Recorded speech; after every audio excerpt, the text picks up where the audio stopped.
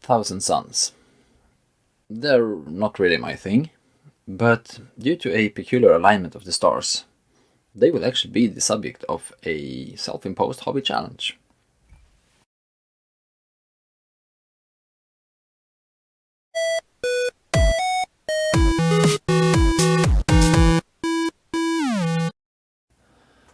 This video became a bit less structured than usual, so I put some extra time into making proper chapters and timestamps. If you find me whining on about something, just skip to something of interest. Background.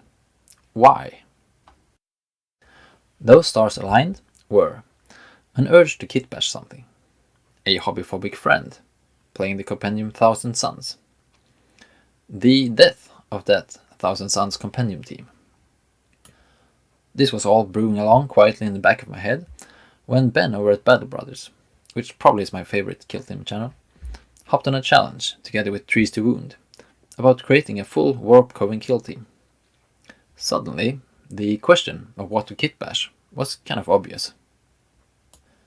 If you found this video, I just assume that you have found theirs, but I will still put the links in the description below, as I guess that will help them out in some sort of YouTube algorithm sort of way. My challenge will be a smaller one though, as the main difference between the compendium and the Warp Coven is that the whole point is to field those 3 sorcerers. I will take the leftovers from a friend's Thousand Suns starter box and whip up 2 more sorcerers to make a proper Warp Coven Kill Team. This challenge is indeed very limited, as it's only the assembly and painting of 2 sorcerers, but I really like it and it has a small quirk. The reasons I like it is: first, it's a valid reason to kitbash, which is fun. Second, while at it, it forces me to step a bit outside my comfort zone, as I don't really like Thousand Suns, or even blue actually. At the same time, it's a very limited scope, and there should be no risk of turning a fun challenge into a tedious task. Because as always, I'm a grown-up person, and while not particularly rich, I certainly could afford buying the package of 3 sorcerers and even commission a box art paint job. But that's not the point of a hobby. Do the fun stuff. Bashing and painting 2 models will be fun, and in this case, also useful.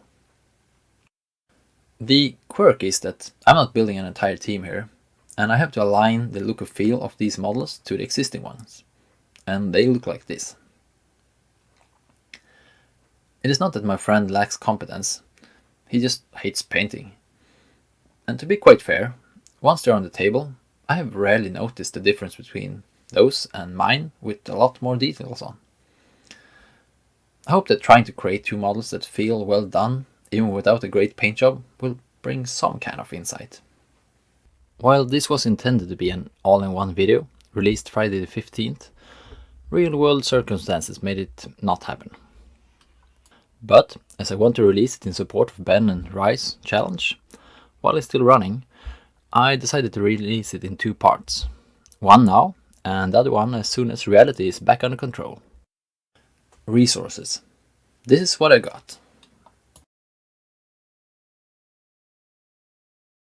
Now let's have a look at the colors available. My friend was kind enough to borrow them to me, because, well, he doesn't like painting anyway, so it wasn't hard pressed. Of course, we got the Thousand Suns blue and the yellow as well. And we also got some sort of gray. They've been out in a post box over the night, so I don't know if they can take, freezing, but we'll find out. A Drakenhof Nightshade. I actually never owned a shade before. Kind of strange, comparing to how much painting I've done. I usually do my own with a bit of Vallejo ink and some flow improver, but I think perhaps they're much better. I don't know. Some lead belcher metal, definitely useful.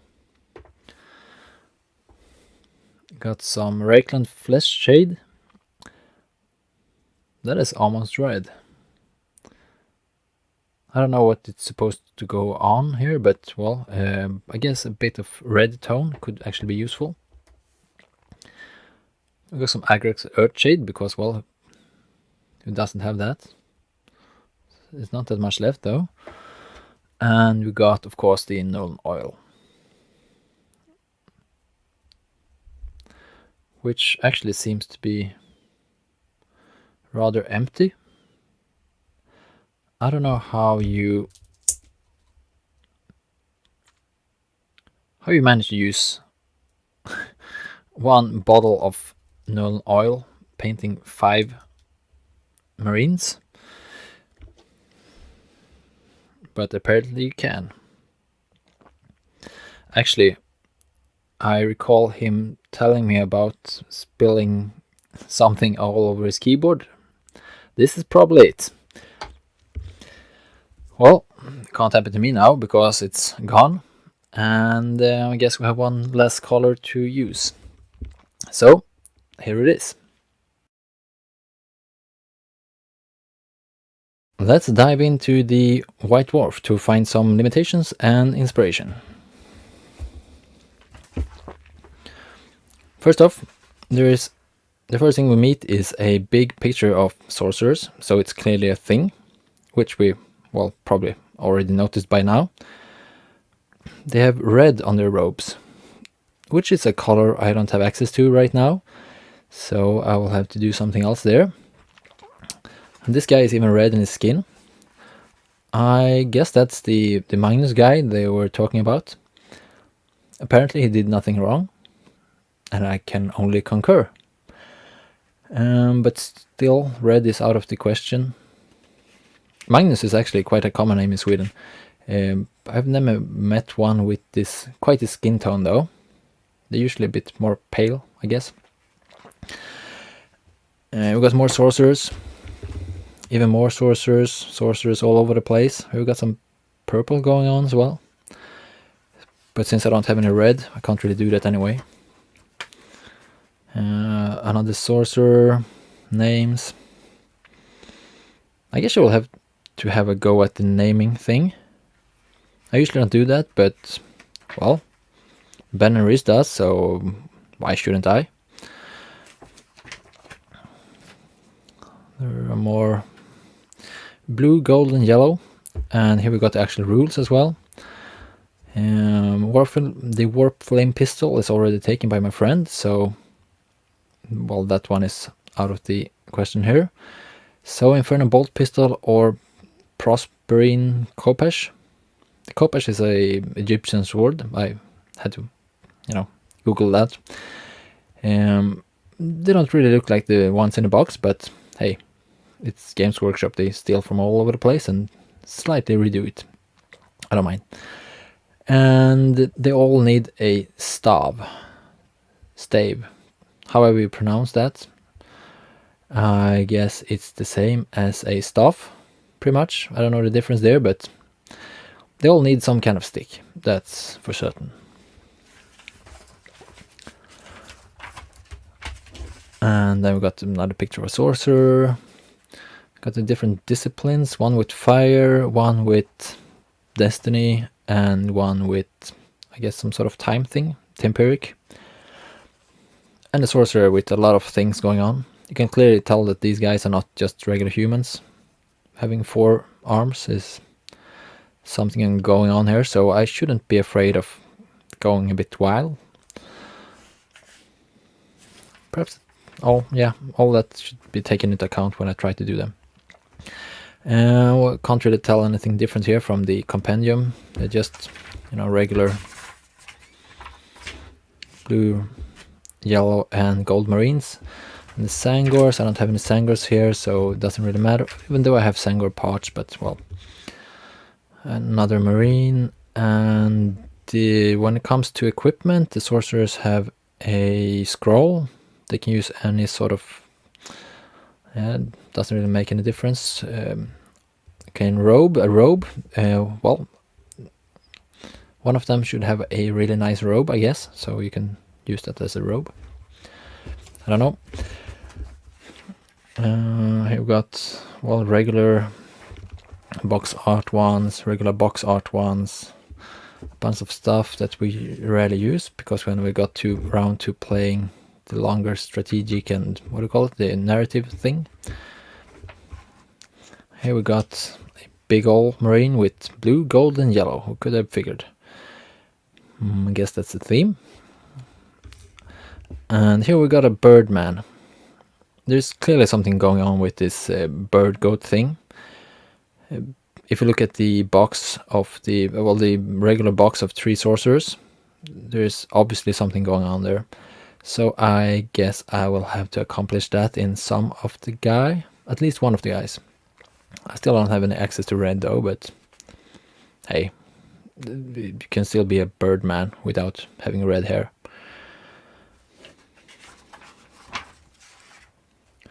Some other sort of sorcerer there, I guess, but nothing with the Warp Coven. So I guess that's it. Let's get into selecting bits.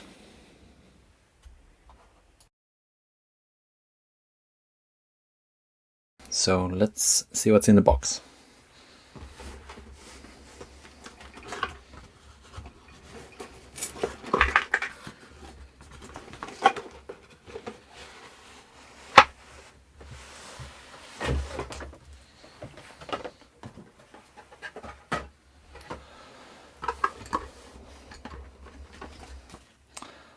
Instructions.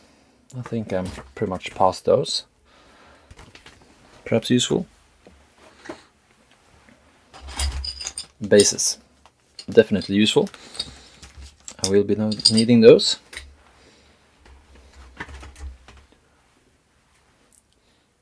I believe this is Sangor stuff. Perhaps some sort of sword here. One of those Kitbash things. I guess there's also a stick here that would be useful. Perhaps because I believe I'm missing at least one staff. And a flag here might be useful as well, but yeah, these are actually the same. And a bunch of horns and whatnot. Could be useful, but well, I don't know. Then we have, yes, the proper marine things. Backpacks and legs.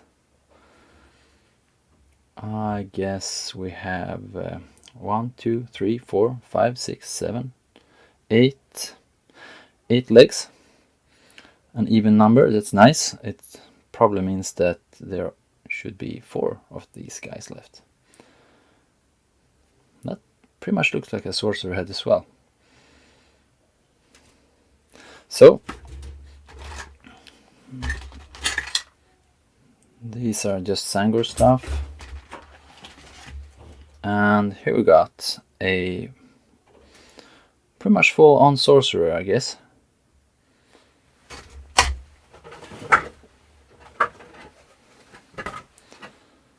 The Ahriman, Arch-Sorcerer of Sin. Well, however you pronounce that, Tzinch. I guess problem kind of solved then. I will just dilute that guy into 2 sorcerers.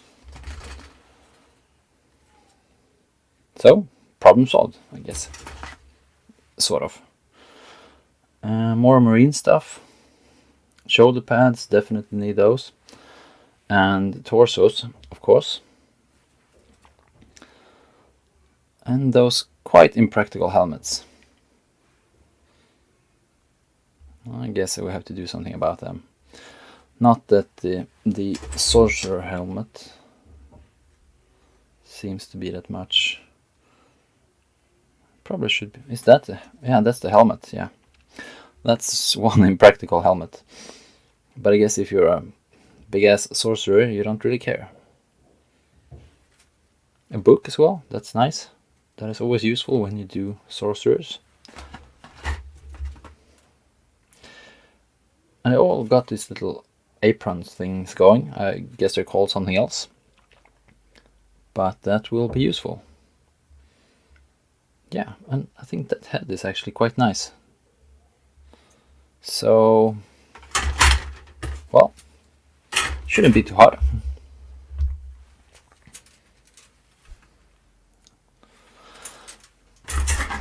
Anyway, let's move on.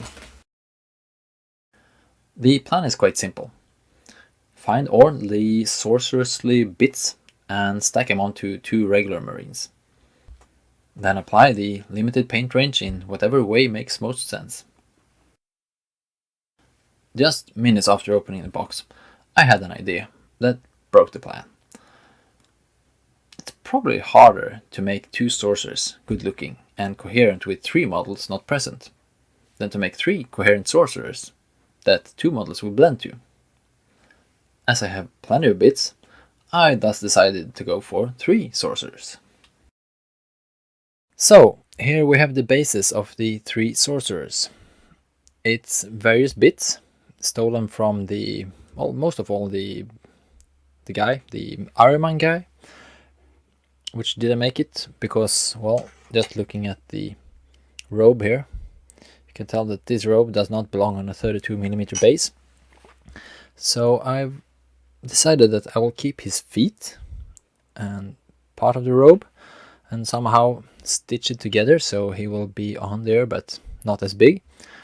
And then we've spread out his bits a bit all over the place, just because there are sorcery, if that's a word. We're still 1 staff short, so we'll have to make that up somehow, because apparently they all need 1. And I will make the close combat guy with the sword here, the Kitbash, which essentially is a power sword, I guess. And then I will top it all off with a bit of flame here, also coming from Ahriman. And this guy here will have some, I don't know, somehow he will have horns and a bit of a bird face to get that bird theme going. So that should cover it all. Melee, regular guy, and bird face.